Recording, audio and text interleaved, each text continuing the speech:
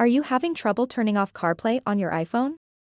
In this video, I will show you the simple steps to disable CarPlay on your iPhone. I'll walk you through each step of the process, so make sure to watch this video until the very end to understand the tutorial properly. To get started, open up the Settings app on your iPhone, scroll down a bit, and tap Screen Time. After that, tap where it says Content and Privacy Restrictions. And then tap on the switch next to Content and Privacy Restrictions to enable it. Once you've done that, tap Allowed Apps. And now you'll see the CarPlay option over here, which is enabled. So in order to disable it, tap on the switch next to CarPlay.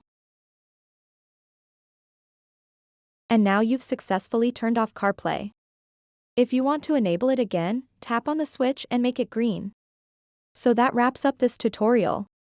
If you have any questions about this whole process, please let me know in the comments section below. And if this video helped you out, please give it a big thumbs up and subscribe to this channel for more tutorial videos like this one. Thank you so much for watching and have a good day.